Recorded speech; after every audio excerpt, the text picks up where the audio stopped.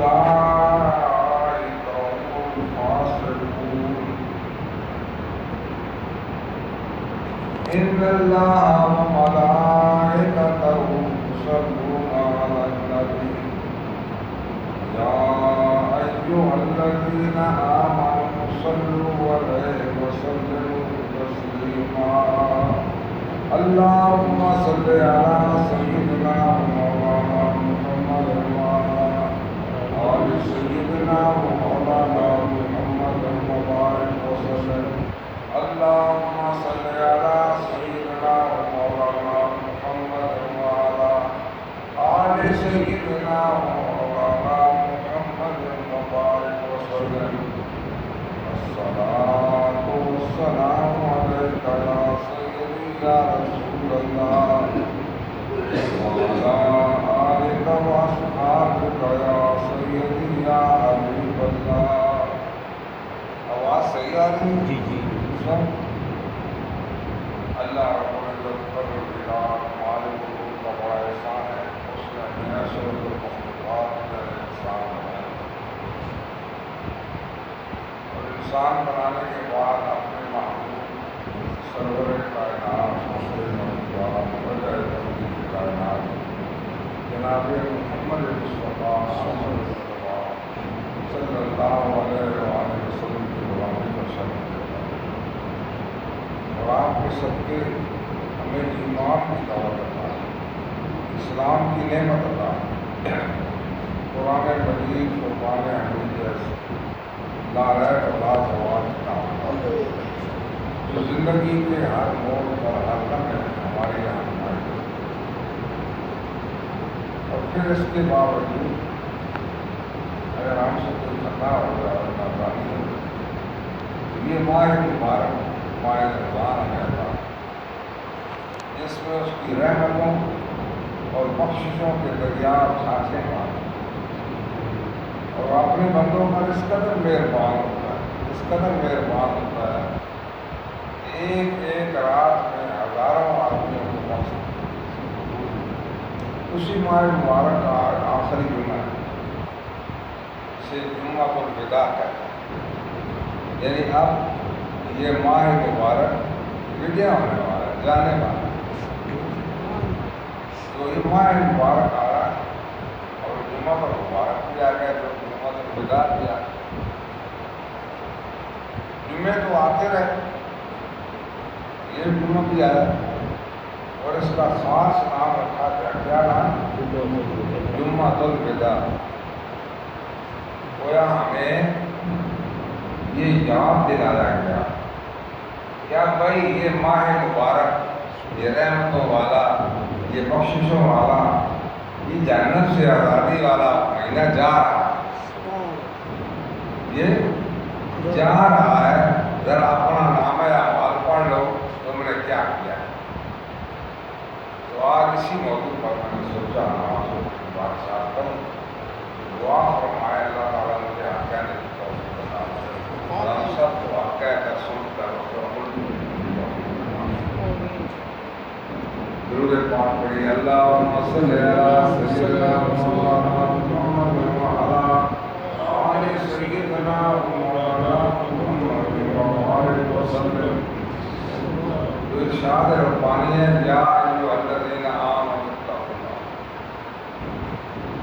اے ایمان والو اللہ سے ڈرتے رہو۔ یہ تقوی کی بات جائز ہے جو ہمیں ہمارے رمضان میں بتا رہا ہے۔ اور ساتھ ہمارا فرقان جو نفس و ماں قدمت کرو واتقوا اللہ، دوبارہ واتقوا اللہ۔ ہر شخص کو چاہیے یہ دیکھے، غور کرے، اپنے نامہ اعمال کو پڑھے، اس نے کل جدھر جانا ہے اس کے لیے کیا بھیجا ہے، اس نے آگے کیا بھیجا ہے۔ کوئی نمازیں، کوئی تلاوت، کوئی روزہ، کوئی صدقہ و خیرات، کسی یتیم کے سر پر ہاتھ رکھنا، کسی بیوہ کی مدد کرنا، معاشرتی زندگی میں کوئی حصہ اس نے ڈالا ہے۔ یہ میں آگاہی ہو رہی ہے، پوچھا جا رہا ہے بتاؤ بھائی کل تم نے جہاں جانا ہے اس کے لیے کچھ آگے بھیجا ہے؟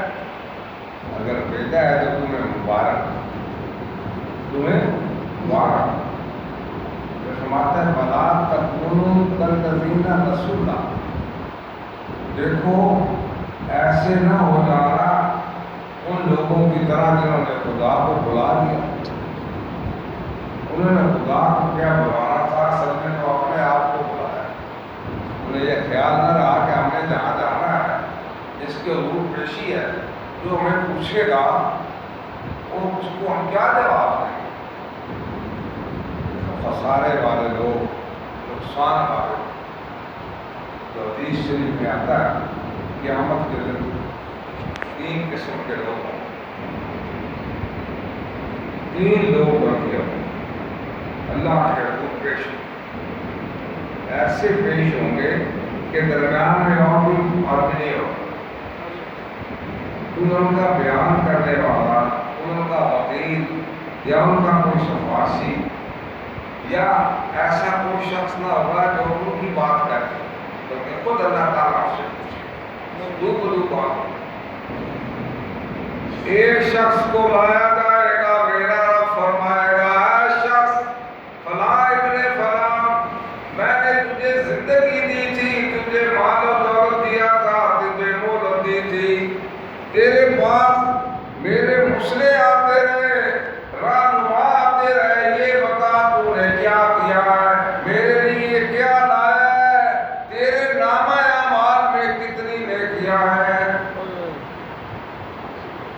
دو بات وہ کہے گا اللہ میں تو بھول گیا، مجھے تو یاد ہی نہیں رہا میں کس لیے دنیا میں آیا، میں تو بھول گیا، میں تو اور کاموں میں لگا رہا، ایسے کام کرتا رہا، شاید وہ تیری ناراضگی کا سبب، میں بھول گیا، میں نے کچھ کام آگے نہیں بھیجا۔ رب فرمائے گا تو نے ہمیں بلا دیا ہے، جا ہم نے تجھے بلا دیا ہے، تو نے ہمیں بلا دیا ہے، جا ہم نے تجھے بلا دیا۔ جب آپ کسی پر بہت زیادہ ناراض ہوتے ہیں تو کیا کہتے ہیں، میری نظر سے دور ہو جا، میں تجھے دیکھنا نہیں چاہتا۔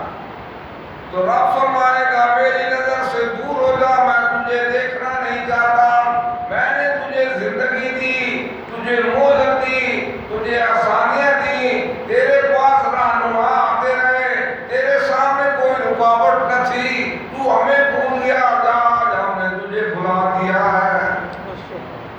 حکم ہوگا اسے گھسیٹ کر جہنم میں پھینک، اسے گھسیٹ کر۔ ایک یہ ہو، ایک اور شخص ہے اس سے بھی خدا مکالمہ کرے گا، میں نے تجھے مہلت دوں، تجھے زندگی دی، زندگی کی نعمتیں دی، زندگی گزارنے کا طریقہ دیا، تیرے پاس میرے نبی آئے، تیرے پاس رہنما آئے، یہ بتا تو میرے لیے کیا لایا ہے۔ بلتن تو نفس ماں کرتا، تو انسان کو چاہیے کہ دیکھے اس نے آگے کیا بھیجا، اس نے کچھ نیکی بھی کی ہوگی، کچھ سستی بھی کی ہوگی، خدا کی بارگاہ میں عرض کرے گا اے اللہ مجھ سے خطا ہو گئی، مجھ سے نادانی ہو گئی، اب سوائے تیرے کرم کے مجھے اور کوئی سہارا نہیں۔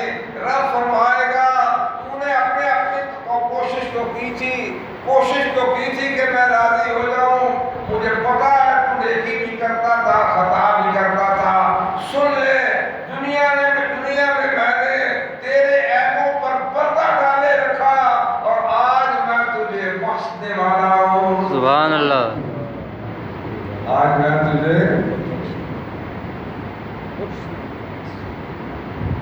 آج جو عیب کسی پہ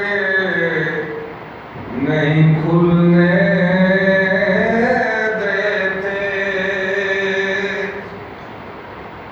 آج جو عیب کسی پہ نہیں کھلنے دیتے،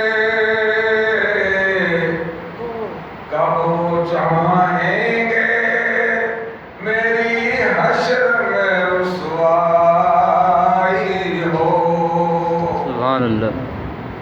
دل میں ہو یاد تیری وہ شاہ تنہائی ہو، پھر تو خلوت میں عجب انجمن آرائی ہو۔ رب فرمائے گا دنیا میں میں نے تیرے عیبوں پر پردہ ڈالے رکھا، آج میں تجھے بخش رہا ہوں، تو کچھ تو کوشش کرو۔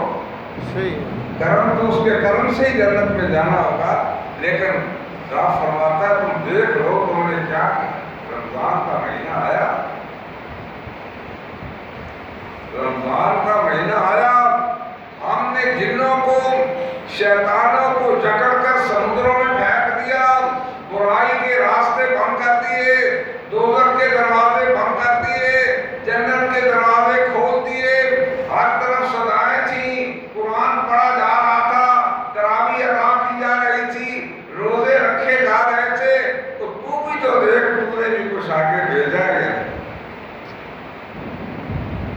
روزے کا مقصد کیا تھا تو رکھتا تو تجھے پتا چلتا کہ کیا مقام ہے۔ حضور سرور کائنات صلی اللہ علیہ وسلم مسجد میں تشریف لائے، دیکھا تو آپ کا غلام بیٹا کھڑا سلام کیا، آپ نے پوچھا کیف اصبحت یا عارفہ، عارفہ آج صبح تیری کیسی ہوئی ہے، تیری صبح کیسی ہوئی ہے؟ عرض کی اللہ کے رسول اصبحت مومنن کاملا، میں نے صبح اس طرح کی ہے کہ میں اپنے آپ کو کامل مومن سمجھتا ہوں۔ آپ نے فرمایا عارفہ کیا کہہ رہے ہو، اتنا بڑا دعویٰ کر رہے ہو کہ تم کہتے ہو میں مومن کامل ہوں، اس کی کوئی دلیل ہے کہ نہیں؟ عرض کیا ہے اللہ کے رسول آپ کے قدموں کا صدقہ، آپ کے نالین پاک کا صدقہ، آپ کی تعلیم پر عمل کیا، میں اس وقت کھڑا تو آپ کے سامنے ہوں، پاؤں تو میرے زمین پر ہے، مگر میں یہاں کھڑے ہوئے جنت میں جنتیوں کو دیکھ رہا ہوں، سبحان اللہ، میں دوستیوں کو دیکھ رہا ہوں، سبحان اللہ، میں دیکھ رہا ہوں جنتی خوشی خوشی ایک دوسرے سے مل رہے ہیں، دوستیوں کی جیبوں کو پاس ہو رہا ہوں۔ صاحب یہ مقام تجھے کیسے حاصل ہو گیا؟ عرض کی اللہ کے رسول آپ کے حکم کی تعمیل میں نے رات کو سونے سے اپنے آپ کو بچائے رکھا، دن کو کھانے سے بچائے رکھا، رات کو جاگ کر اللہ اللہ کرتا ہوں، دن کو روزہ رکھتا ہوں، اللہ نے حجاب اٹھا دیے ہیں۔ سبحان اللہ، یہ ماحول میں مہیا تھا، رات کو آتے ہاتھ باندھ کر امام صاحب قاری صاحب کے پیچھے کھڑے ہوتے ہیں، وہ چیٹی میرے پاس، رات کو قرآن سنتے، تراویح پڑھتے، تہجد پڑھتے، دن کو روزہ رکھتے، اس کی پوری جتنے اس کی ذمہ داریاں تھی پوری ادا کرتے، کوئی بعید نہیں تھا کہ وہ ہمیں بھی ایسے مقام عطا فرمائے۔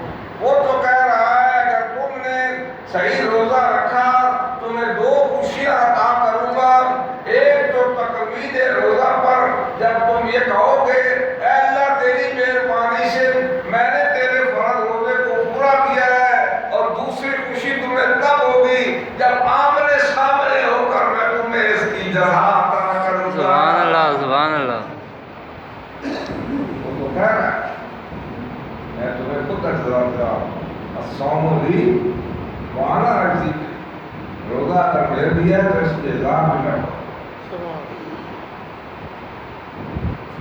اسے رب فرمائے گا اچھا جا دنیا میں نے تیرے گناہوں کو پردہ ڈالے رکھا اور آج میں تجھے بخش رہا ہوں، تو کتنا کریم ہے، کتنا مہربان ہے، اور ہم نے اس کے ساتھ تھا وہاں دوستی نہیں، اگر اس کے ساتھ دوستی کرتے تو پتہ چلتا ہے۔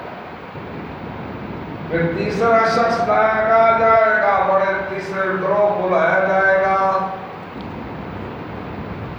یہ وہ لوگ ہوں گے جنہوں نے دنیا کی طرف پشت کی ہوگی اور خدا کی طرف رخ دیا ہوگا۔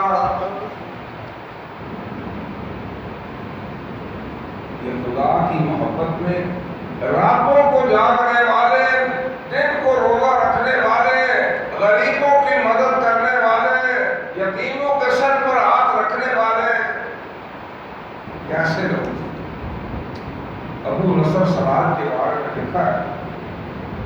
کہ بغداد کے درویشوں نے ان کی ڈیوٹی مسجد سلیزیہ میں لگا دی. ٹھیک ہے، کیا کرنا ہے؟ کیا نمازیں پڑھاؤ گے، انہیں جمعے بھی پڑھاؤ گے، تراویح بھی پڑھاؤ. اچھا، تو تمہیں کیا چاہیے؟ تو مجھے ایک روٹی افطاری کے لیے بھیجو. ٹھیک، وہ وہاں چلے گئے، 5 دفعہ قرآن پاک ختم کیا.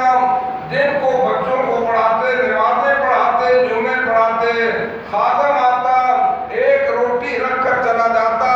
پھر عید آ گئی، عید پڑھائی، درویشوں کی محفل میں گئے، کہا اب اجازت ہو تو میں گھر ہوا ہوں. کہا ٹھیک ہے تم جاؤ، اور کسی کی ڈیوٹی لگا دیتے ہیں. وہ چلے گئے، دوسرا آدمی آیا، وہ جب حجرے میں گیا تو 30 کی 30 روٹیاں بھی ادھر ہی پڑی تھی. سبحان اللہ. ایسے درویش. گرمی کا موسم ہوتا، گندم کاٹنے کے لیے جاتے، روزہ نہیں، گندم کاٹنے کے لیے جاتے، جو مزدوری ملتی وہ غریبوں میں تقسیم کر دیتے. سبحان اللہ.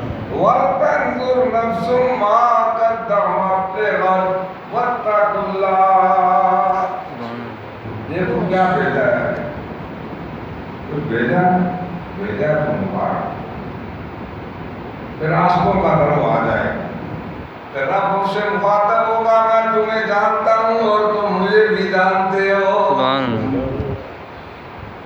حدیث شریف میں آتا ہے رب نقاب اٹھا دے گا، فرمائے گا میری محبت میں جلنے والوں، میری محبت میں رات کا چین چھوڑنے والوں، میری محبت میں دن کا کھانا چھوڑنے والوں، میری محبت میں دنیا کو گزارنے والوں، میرے سوا تمہیں مجھے پتا ہے کوئی چین نہیں آئے گا.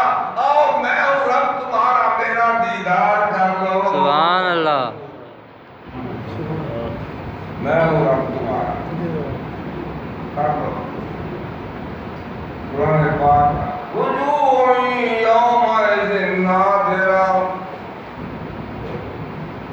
وجوہ یومئذ ناظرۃ الی ربہا ناظرہ. یہ اللہ کے عاشق قیامت کے دن ان کے چہرے ایسے ہوں گے جیسے گلاب کے پھول ہیں. اللہ وہ کریں گے کیا، اور کیا کرنا ہے انہوں نے فقط میرا ہی دیدار کرنا ہے. سبحان اللہ. میرا دیدار. دیکھیے آپ کہاں کھڑے، ماہ رمضان جو چلا گیا، کیا ہم نے کسی غریب کی مدد کی، روزے پورے کیے، تراویح پڑھی، صدقہ و خیرات کیا؟ نہیں کیا. تو آج کیا ہے؟ جمعۃ الوداع. کیا ہے؟ جمعۃ الوداع ہے. یہ بتا رہا ہے کہ اب یہ برکتوں والا مہینہ جا رہا ہے. آؤ اب میں تھوڑا سا وقت رہ گیا ہے، جتنی ساتیں رہ گئی ہیں، جتنے گھنٹے رہ گئے ہیں، جتنے منٹ رہ گئے ہیں، آؤ اس میں لوٹ لو خدا کی رحمت کو لوٹ لو، اس کی بخشش کو لوٹ لو. کیسی بخشش ہے اللہ؟ میری بخشش ایسی ہے، میں اس آخری عشرے کی ہر رات کو 70,000 ایسے لوگوں کو جن پر جہنم واجب ہو چکی ہوتی ہے، وہ میری بارگاہ میں عرض کرتے ہیں، میں انہیں جنتی بنا دیتا ہوں. ہر رات کرتا رہتا ہوں، حتیٰ کہ آخری رات آتی ہے تو جتنے پہلے کیے ہوتے ہیں اتنے اور کر دیتا ہوں. پھر عید کی رات آتی ہے، اتنے اور کر دیتا ہوں. ارے اس کی بخشش کا دریا تو ٹھاٹھے مار رہا ہے اور تم سوئے. آؤ لوٹ لو. پھر یہ رات یہ مہینہ آئے گا، کس پر آئے گا، کس پر نہیں ہے. تو اللہ تعالیٰ کا یہ مہینہ جمعۃ الوداع ہے، یہ ہمیں دستک دے رہا ہے، بتا رہا ہے کہ آؤ تم خدا کے خزانے سے جو لینا چاہتے ہو وہ تو بخشنے پر آمادہ ہے. ہم تو مائل مکرم ہیں، کوئی شاعر راہ دکھلائے کسے راہ رہے منظر. تو اپنے اپنے غرض کے مطابق جو کسی نے لینا ہے یا آخری جمعہ یا میں دستک دے رہا ہے دعوت دے رہا ہے غور کرو کیا بھیجا ہے نیکی اس کی بے شمار کسی لیکن دو چیزیں قرآن پاک میں ساتھ ساتھ ذکر ہو جہاں حقیم الصلاۃ کا ذکر ہوا وہی نعت الزکوٰۃ کا ذکر حقیم الصلاۃ کیا ہے خدا کے حقوق کو پورا کرنا اس کے ساتھ اللہ کو قائم کرنا اس کے حضور سجدے نہیں کرنے اس کے حضور بندگی کرنے اور الزکوٰۃ کیا ہے اس کی مخلوق کی خدمت کرنے یہ پہلا سبق تھا کتاب خدا کا یہ پہلا سبق تھا کتاب خدا کا کہ مخلوق ساری ہے کنبہ خدا کا کرو مہربانی تم اہل زمین پر خدا مہربان ہوگا عرش بری پر سبحان اللہ لوگ نمازوں پر تو غور رہتے ہیں دوسرا کام رب فرماتا ہے الذی یکذب بالدین اے اللہ یہ کیا کتنا سمجھتا ہے کیا تم نے دیکھا جو دین کو جھٹلاتے ہیں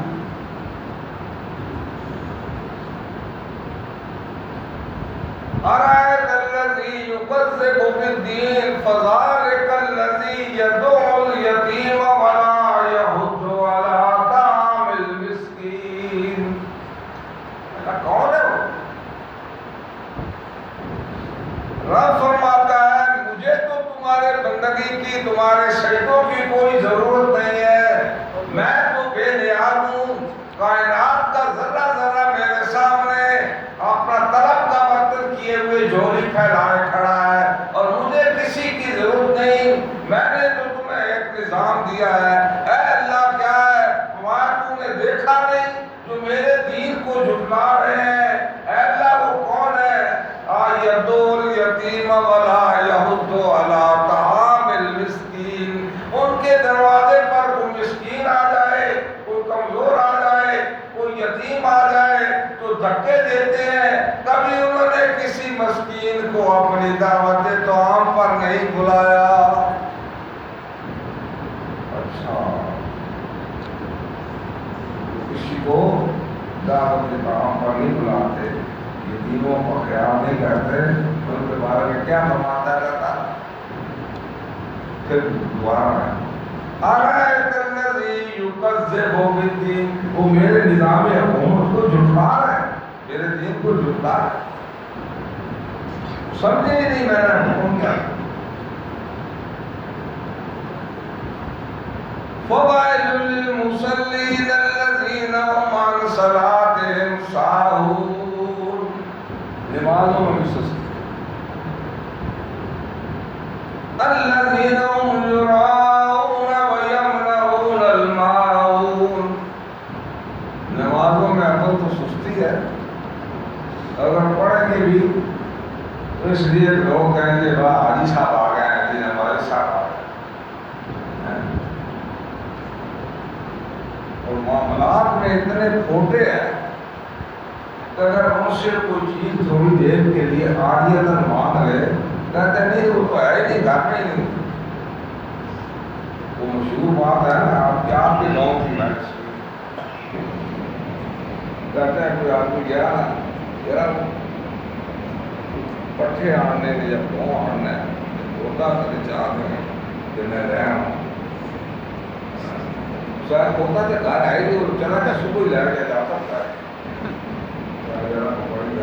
وہاں تھوڑا ضروری ہے میں جاننا ہے وہاں آنا ہے یا وہ آنا ہے وہ سویرے ہی لے گئے کہاں کے اندر کھوتا اینک پہ کھوتا اندر اینک پہ تو کھوتا اندر بتایا ہے تو دینا نہیں بتایا تو کیسا انسان ہے تو شرم نہیں آتی میری گلا کے اعتبار یا کھوتے کی گلا کے اعتبار اس کی گلا کے اعتبار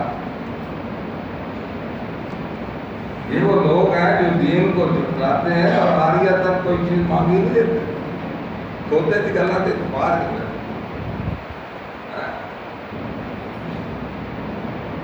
یہ ہے اللہ تعالیٰ نے ہمیں موقع، یہ ظلمت الوداع کہ ہم دیکھیں وَلْتَنْظُرْ نَفْسٌ مَا قَدَّمَتْ لِغَدٍ وَاتَّقُوا اللَّهَ إِنَّ اللَّهَ خَبِيرٌ بِمَا تَعْمَلُونَ. تمہاری ایک بات سے تمہارا پچھلے دنوں میں نے بتایا تھا، ایک ملک کا دستور تھا کہ وہ جب بادشاہ بناتے ایک باز کو اڑاتے، جس کے سر پر بیٹھ جاتا اس سے اپنا بادشاہ بنا. 5 سال یا 10 سال کے لیے اس کا بادشاہ ہے. ایسے ہی ایک شخص اتفاق سے وہاں پہنچا. اس دن ان کا یہ دن تھا، انہوں نے باز اڑایا اور اس پردیسی کے سر پر آ کر ڈھول مار کا آج تو ہمارے پاس یہ کیسے ہوتا ہے کہ ہم بادشاہ چاہے مسیح ہمارا. اسے لے آئے، مال میں لے آئے، آگے پیچھے خدمت کار. رات گزری، دوسرا دن ہوا، تیسرا دن ہوا، وزیر بشیر سامنے آئے، کہنے لگے بادشاہ سلامت آپ کے لیے 10 سال تک بادشاہی ہے. پوچھا پھر کیا ہوگا؟ کہا پھر کیا بتائیں، افسوسناک بات ہے، ایک جزیرہ ہے ویران، ہم بادشاہ کو وہاں چھوڑ آتے ہیں، وہاں پانی نہیں ہے، سایہ نہیں ہے، کھانا نہیں ہے، وہ ایڑیاں رگڑ رگڑ کر مر جاتا ہے. اچھا، یہ بڑی پریشانی ہے. آدمی کو سمجھدار تھا، نجیب الرحمان صاحب کی طرح بڑا زیادہ سمجھدار تھا. اس نے سوچا وہاں مجھے جانا تھا، وہاں مجھے جانا تھا، آج میں بادشاہ ہوں، میرے پاس اختیارات ہیں. اس نے وہاں بلڈنگیں بنانے والے، باغ لگانے والے، پانی کا بندوبست کرنے والے بھیج دیے. ادھر بادشاہی کرتا رہا، وہاں مکان بنتے رہے، باغ لگتے رہے، وہاں ایک اور جہان آباد ہو گیا. 10 سال کے بعد جب اس کی یہاں سے بادشاہی ختم ہوئی، جب وہاں بھیجا گیا وہاں بھی وہ بادشاہ ہی تھا. سبحان اللہ. لیکن اتنی عقل بھی تو ہو جس نے ہمیں موقع دیا ہے. ادھر تم ایک دفعہ سبحان اللہ کہتے ہو، رب تمہارے لیے درخت لگا دیتا ہے. ادھر تم صدقہ و خیرات کرتے ہو، تمہارے لیے مکان بن جاتے ہیں. ادھر تم لوگوں کے ساتھ بھلائی کا ارادہ کرتے ہو، تمہارے لیے وہاں باغات لگ جاتے ہیں. خاص طور پر معاف کرتے ہیں. قیامت کے دن 2 آدمی پیش، ایک کہے گا جس نے میرے ساتھ دنیا بڑی جاتی مجھے اس سے بدلا دے، اور ہمارا ٹھیک ہے بدلا دے، بس کیا کریں. نیکیاں جاتی رہیں گی، آخر اس کے پاس کیا رہ جائے گا؟ اچانک جب نیکیاں ختم ہونے لگی تو اللہ تعالیٰ ایک پردہ اٹھا دے گا. جب پردہ اٹھائے گا اسے جنت کا ایک منظر نظر آئے گا، باغات نظر آئیں گے، محلات نظر آئیں گے، حور و غلمان نظر آئیں گے، وہاں کی خوبصورت زندگی نظر آئے گی. عرض کرے گا یا اللہ یہ اتنی بڑی دولت، یہ اتنے بڑے باغ، اتنی حسین زندگی یہ کس کے لیے ہے؟ رب فرمائے گا اے میرے بندے یہ اس کے لیے ہے جو اپنے بھائی کو معاف کر دے. سبحان اللہ. جو اپنے بھائی کو معاف کر دے. اگر ایک کہے گا اے اللہ میں نے تیری خاطر اپنے اس بھائی کو معاف کر دیا، رب فرمائے گا جا تو بھی جنت میں چلا جا اور یہ بھی جنت میں چلا جا. آئے تو صحیح اس کے کرو. یہ اعلان سن لیں، اللہ تعالیٰ مجھے بھی اور آپ کو ماہ مبارک کے زندگی میں نصیب کرے. اس میں کیا کرتے ہیں؟ تراویح پڑھتے ہیں. قرآن پاک کا دور ہوتا ہے. اس مسجد میں بھی ہوا اور دور کی تقریر ہفتے کو ہو رہی ہے. تو آپ سب سے گزارش ہے جو شام کے پروگرام، عشاء کے پروگرام میں جو اپنے قرآن پاک کے لیے ضرور تشریف لیں ہفتے کو. دوسرا پھر اس کی بات کیا ہے؟ عید کی نماز. عید کی نماز کتنے بجے ہونی چاہیے؟ میں تو 6:45 کہہ رہا ہوں. آپ کا کیا ہے؟ ایک رات پتہ نہیں تو کہتے ہیں لیٹ ہو گیا. 6:45 پر ٹھیک ہے؟ نہیں پتا کسی کو نہیں پتا. کوئی میری بات سے اتفاق کر کہتے ہیں 6:30 کر دیں. چھوٹی عید کے لیے وہ بیٹھا تھوڑا سا لیٹ کر. عید کی نماز انشاءاللہ جس دن عید کا نماز کا اعلان ہوگا 6:45 پر یہاں ہوگی.